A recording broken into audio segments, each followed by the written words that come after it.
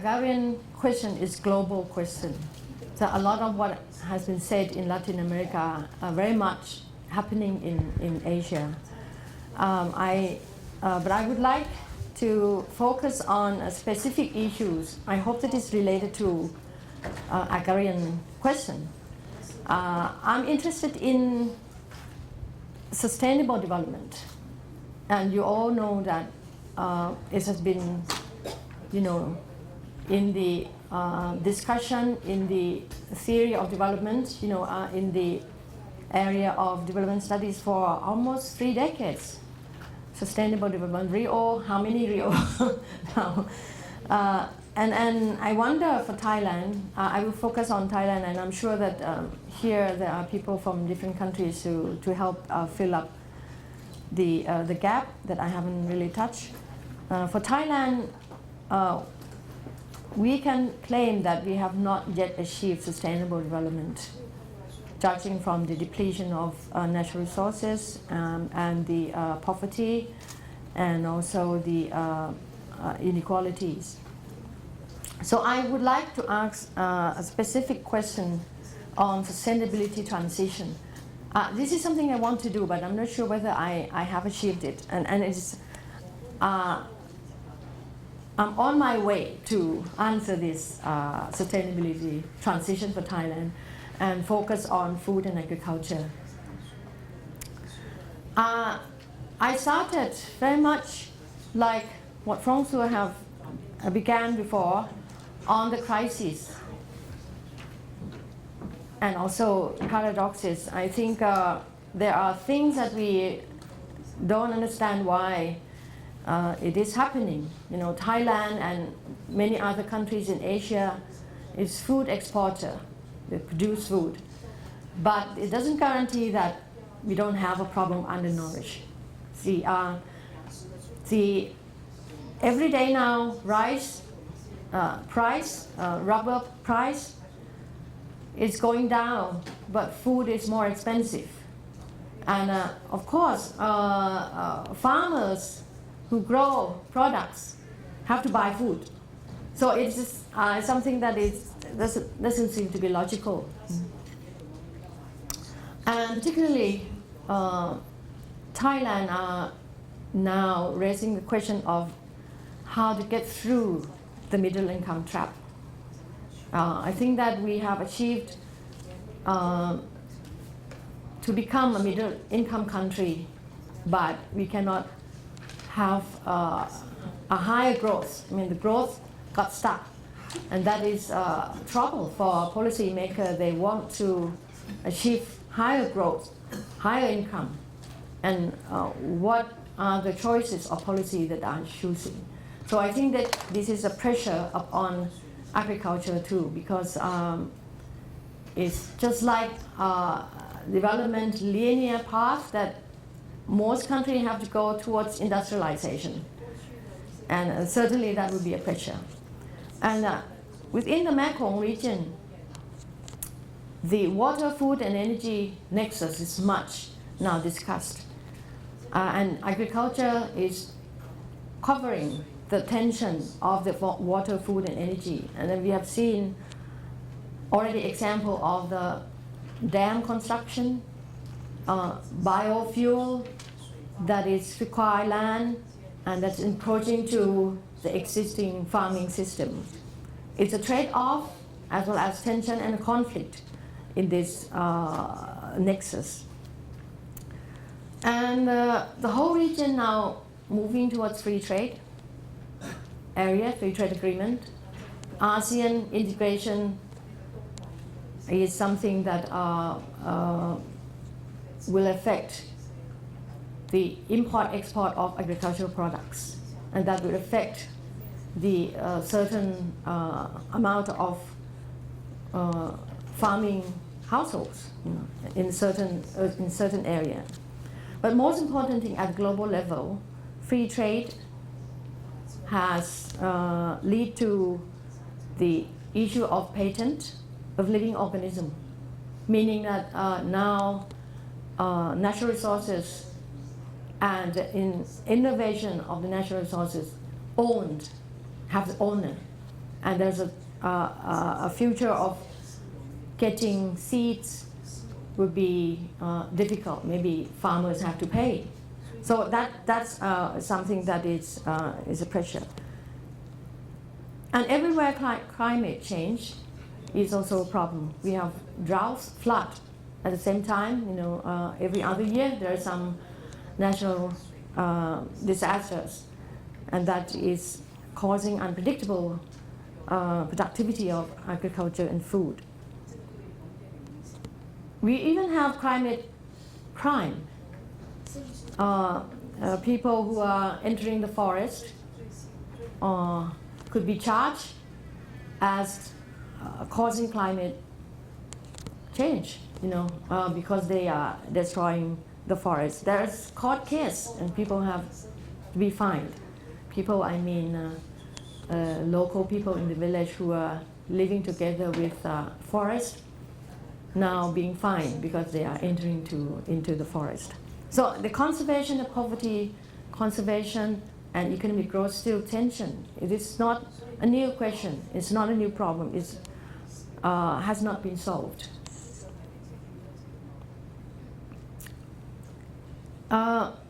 Yesterday, folks also mentioned about food miles. We have global and local food,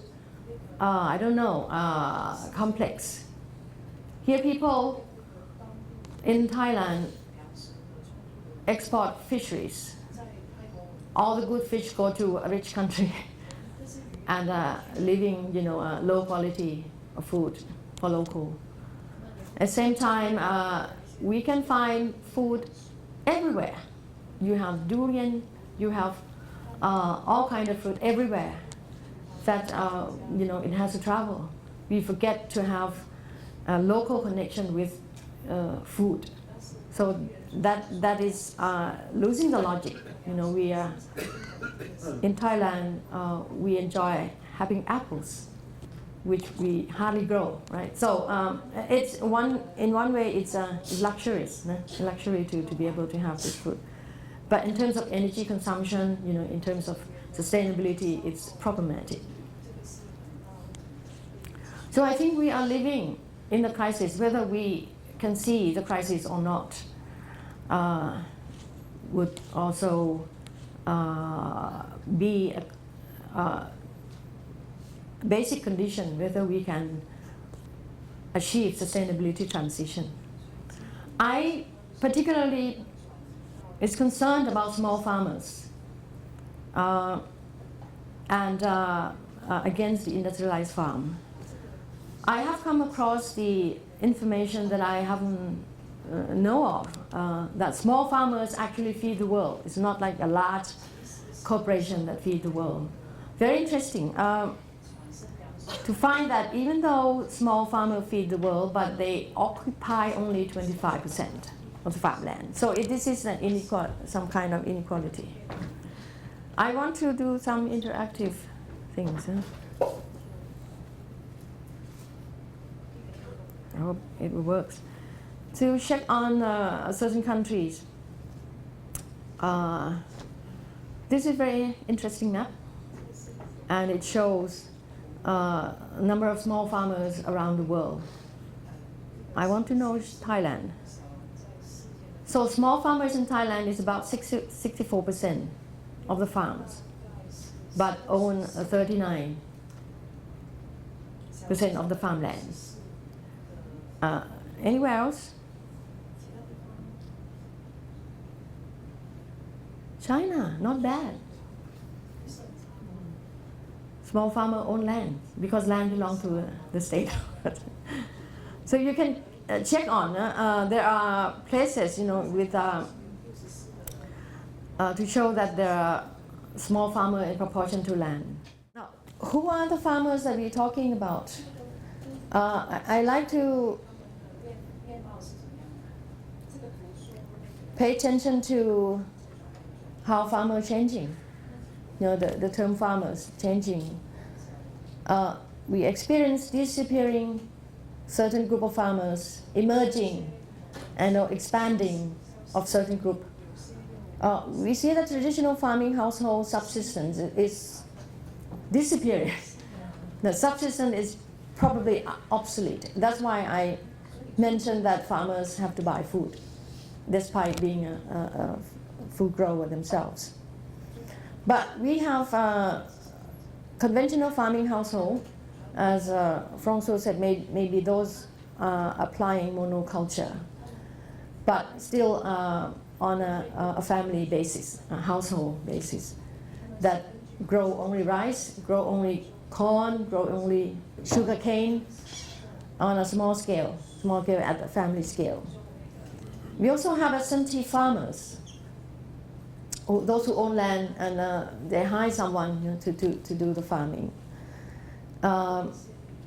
Interestingly, that some farmers have turned themselves into workers in their own farm through a new kind of type of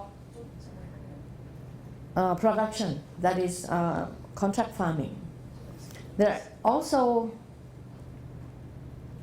something that we call subcontract farmers. I think that would probably be seen in a large-scale plantation that François mentioned, a broccoli or something like that. We don't have broccoli in Thailand, but maybe sugarcane. When they hire farm workers, they don't hire individuals. They hire one person who find other workers, and that also escaped from being regulated by law, Social Security and labor law. We've seen expansion of industrialized farm, and this, how do we call it?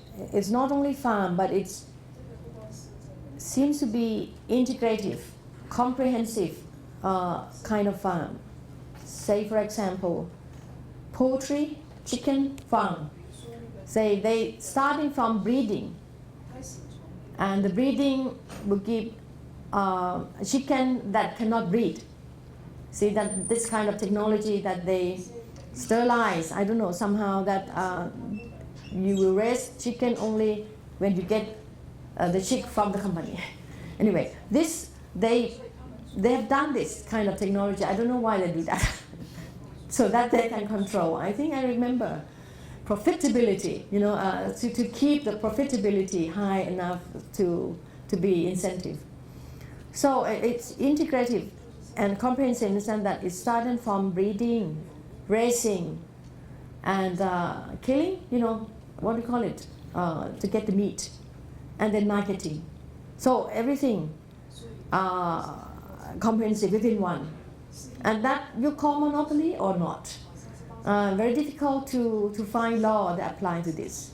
It is freedom of enterprise. You can't stop them. You can't not do comprehensive. You have to do this and that. There's no such a thing to regulate this. And recently, we're becoming to experience a farmer has developed themselves to be entrepreneur. We discover this only when we have political crisis. And we have, if you're familiar with the red shirt, yellow shirt in Thai political crisis, and the study of the red shirt found that the grassroots people have become not a grassroots. They become an entrepreneur. They calculate, they're beginning to bargain. So there are elements of this into. I'm not sure whether this is, it should be a good development in the sense that our farmers now beginning to get into negotiation. Particularly, they said farmers are entrepreneur in the political dimension because they bargain with political parties. And of course, they have changed themselves into not only a grower, but trying to do other business too. It could be in the sense that less full-time farmer. There are more off-farm occupation together with farming as well. We're beginning to see a new trend emerging of the urban city farmer, particularly those who are in a younger generation. This is now expanding in Thailand. And the farmers, food growers, vegetable growers that link with restaurant. No, the restaurant, the new way of, what do you call it? Good food, healthy food, now beginning to do some farming. I know this because I was approached whether I would like to invest into organic farming that feed the restaurant. You know, it's the whole chain of this, of the changing the supply chain of the new organic food. Very interesting, but this is an emerging trend, and it's delivery. You know, example of City Farm, a lot of training, a lot of exchange going on. There's also network of the City Farm movement where young people become attracted to become independent. I think it's growing with the new ideology of the middle class, you know, of being independent and seeking for a better life, something like that. But certainly different from traditional farming that we know of. These people have been abroad to see different examples of farming. This is rooftop farm, now beginning more and more popular, and also help cool the building as well. And this is about urban, I don't know, we have urban design this afternoon, right? This is right in the heart of Bangkok. This is why I told you, health meal delivery. This is the, it's come with a recipe, and there's a growing trend of going back to traditional cuisine.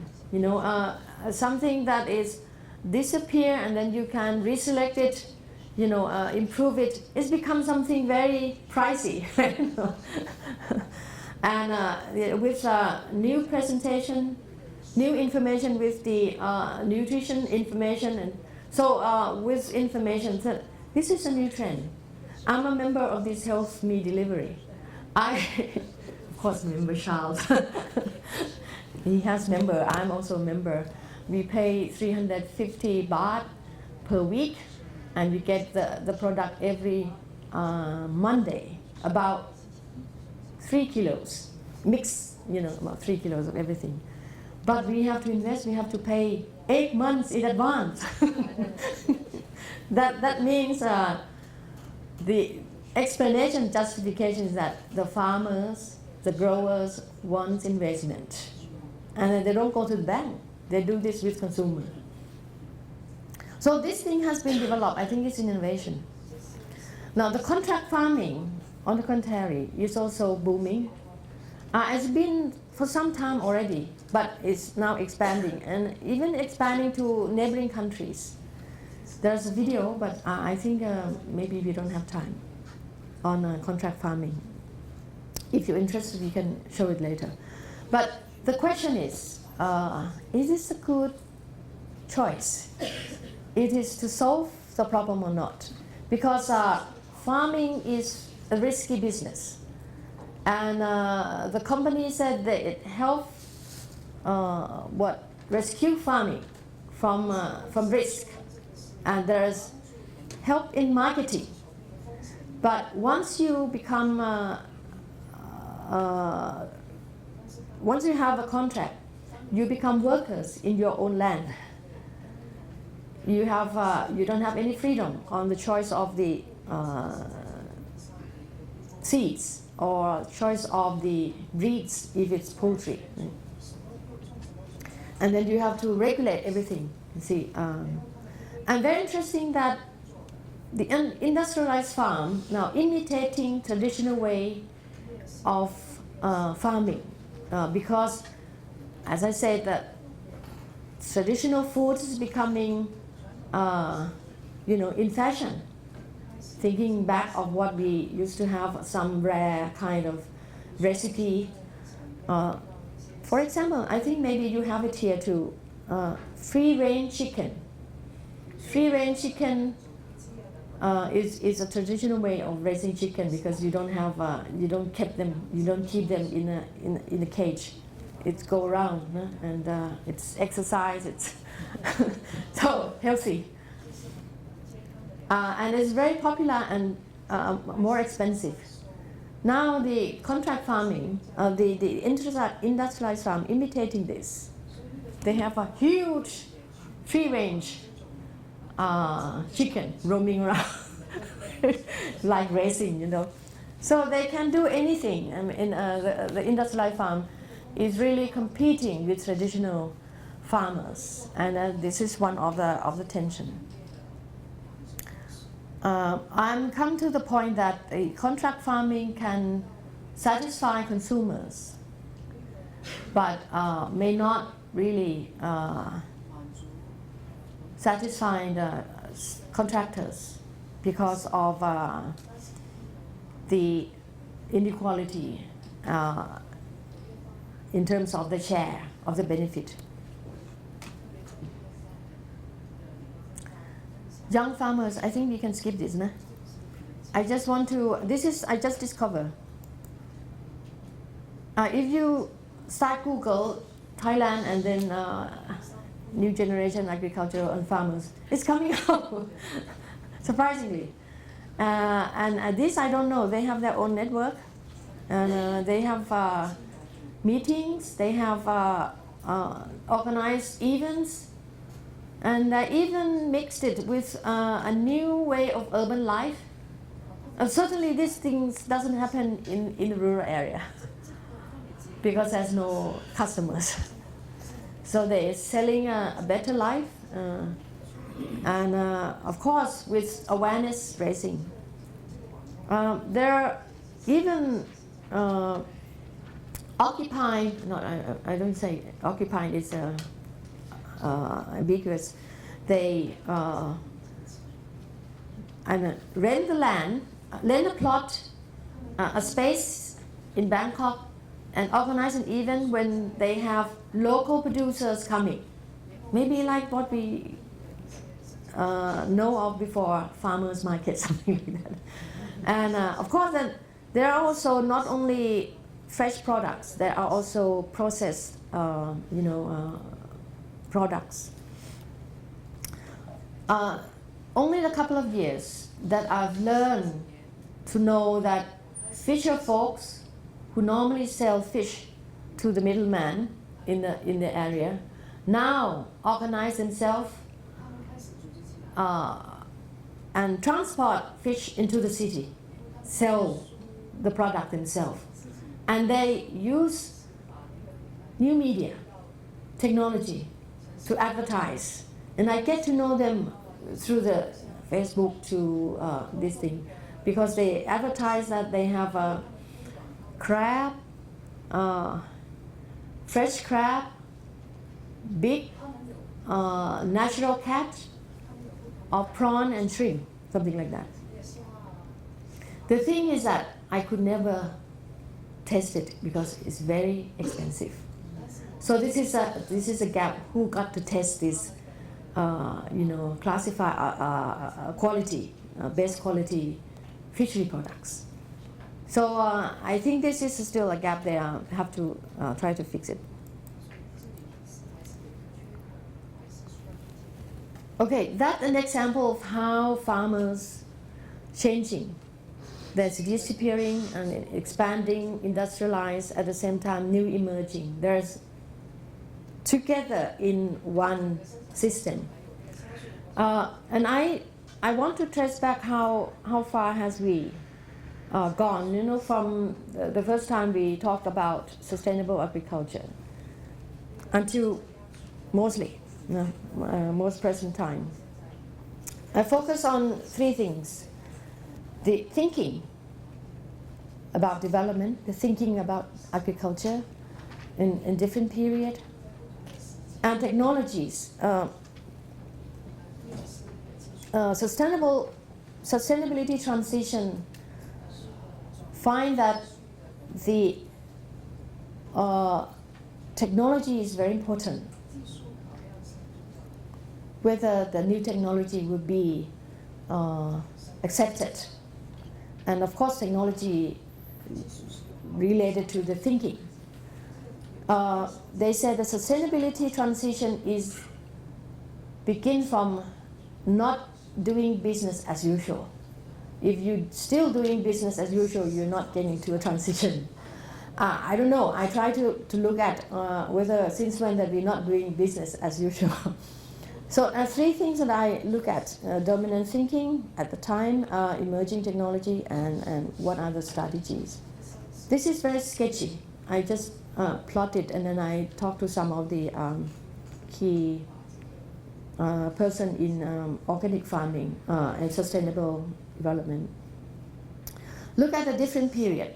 You see, the term sustainable development coming around this time. That is how many years back? So almost 30 years.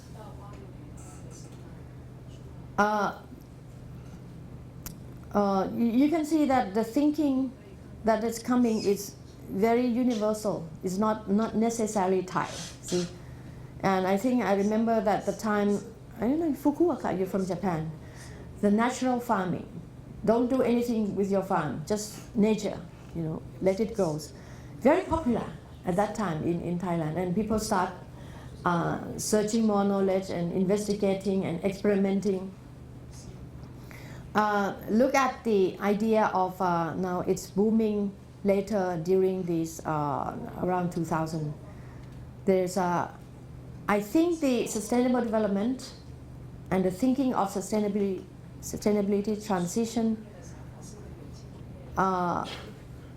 related, linked very much to the crisis, the financial crisis. At one time, we thought that the country, particularly Thailand, is moving toward more industrialization. We're becoming a newly industrialized country, and want to reduce the GDP and workforce into 5% in agricultural sector. That's the aim. But after economic crisis, I think that the trend is changing a little bit. I think not completely swing, because in fact the agricultural sector absorbed the impact of the economic crisis, and then people began to realize that. The new idea of sufficiency economy, it's developed, and I think UNDP picked up and expanded in their own Human Development Report, and focus on sufficiency economy. Is the idea of not too much, not too little. And I think we talked about greed before, right? And capitalism promote greed, and the idea of that maybe we were not better off after all if we focus on too much.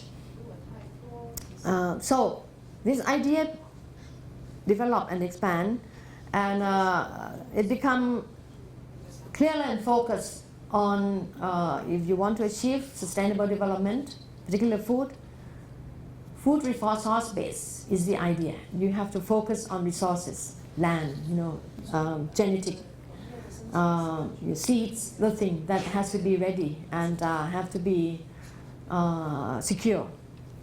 So that the emerging technology, if you look at this, that actually there are some development departing from conventional agriculture until now. I think the organic farming is very become very a dominant thinking, and it's gone beyond the border of a country. If you look at the strategy, there is also an idea, the idea of the network on toward organic Asia. I think this is done by, promoted by,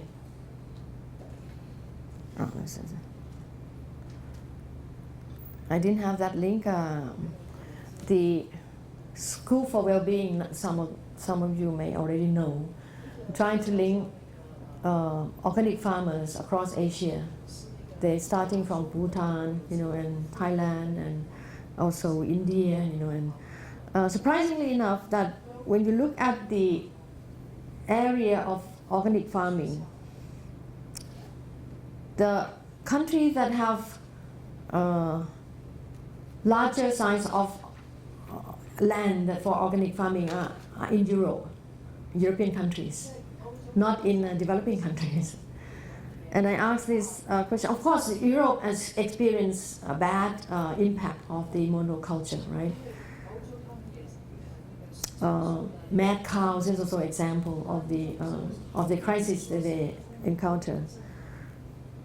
But in developing countries like Thailand, I asked one of the key person from who's working on sustainable development, working on genetic engineering, and they said that because Thailand have been boosting agriculture after the Green Revolution with conventional agriculture, monoculture, so every land covered already conventional.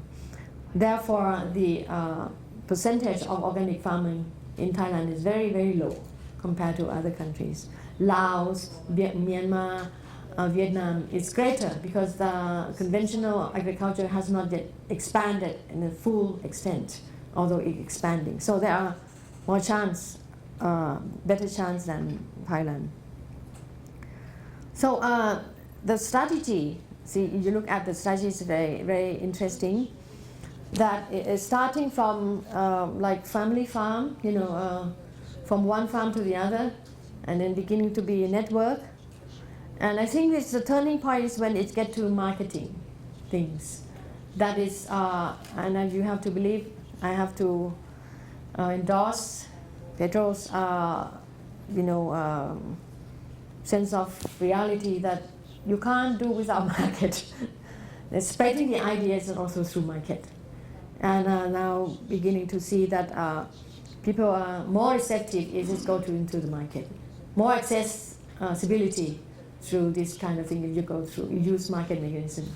The traditional way of working of non-governmental organization is, refuse market, use social network and kind of close circle, but it doesn't go anywhere. It has to go into the market. I think at this period, now begin to see institutional development, from individual to, getting into more support from the market, and then institutional in the sense that getting into a very serious issues that is food resource based, genetic resources very important, and it's a point of contestation. And there's political in the sense that, who developed this gene, and the change is that we begin to see that farmers experimenting in developing new variety. I think I gave kimchi, a new kind of rice. They're experimenting, and they're getting many variety of rice. Very interesting. At the same time, you can see that the industrialized agriculture also do similar things. They want to get into our national forest. I think the Amazonia is an example, to get this variety, to get the living organism and develop, and then patent them, own them, commoditize them. So this is a tension. How can we escape from tension? Okay. For a country like Thailand, when it comes to food and agriculture, I think we have a problem of also on policy. I mentioned this already. One thing is interesting is the land issues. In Thailand, the land occupation of the farmers You see, Thailand has gone through the period of extensive agriculture, meaning that expanding the land. And at the period, and a certain period, the beginning of expansion, government give incentive for those who open new land. The open new land means they have to go encroaching into the forest. So once we have depleted the forest, government changed the policy. Now they're starting to demarcate the forest, and then it's on top of the already extended land by the people. So there are dispute of land over forest area, and land belongs to the state, public land. People occupy public land everywhere, knowing or not knowing. Sometimes private enterprises occupy private land. Then I said the resolution of this, and the people said that perhaps we have to find some other mechanism than private ownership. You see, there's only, in Thailand, there's only private ownership or state ownership. And the people said, there should be something of a common. So the community land title were initiated, and that people can use land, don't own, use land. Land belongs to the community. So they are sharing, among farmers. So this is some kind of new invention came out of the crisis. But whether the common land would be accepted countrywide or not is still debated, because the private sector also want to claim land as well. And this also based on the idea of community rights. Our constitution in 1997 constitution have initiated community rights, not as progressive as Ecuador that accept nature has right, but it's community rights. But because Thailand is not enjoying progressive government, no, one thing that different from Latin America is we don't have progressive government. Maybe a restoration of conservative. So the community rights will be dropped, possibly, from the existing draft constitution. So this is a subject of debate. And I don't have to mention about water, energy, food, nexus, dam on the rivers. There's a classic case of protest, people protest and expand the social movement, people's movement, grassroots movement, expand from dams. And then it's to other issues. So what to do with small farmers? Actually, I should erase this bullet point, leave it empty for you to fill in. I can say a lot of things that mentioned by the non-government organization, but I haven't really think about it. My question to a non-government organization who working on organic farming, on promoting family farm, that what is the bigger system? How the individual farms link with the economy in general? And then the person that I interviewed said, "Oh, that's not my problem." But I think it is. I think that is why its state alternative has never been mainstream. Well, the idea is that maybe we can think of subsystems that link to another. I have explained different phases of farmers. And actually, that's many small subsystems, sustain themselves. But how to link with the national development, how to link with maybe the middle income trap, or we shouldn't take the middle income trap question at all because it's illusion. So I don't know. This is still empty.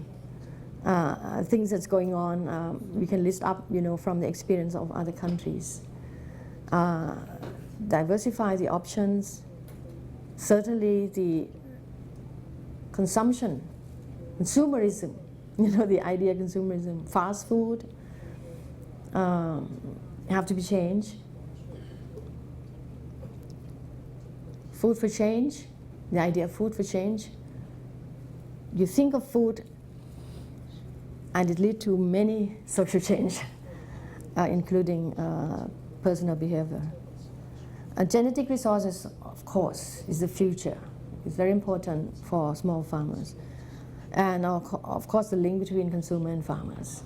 That's what I can think of. The project on sustainability transition not yet completed. It's open. Thank you.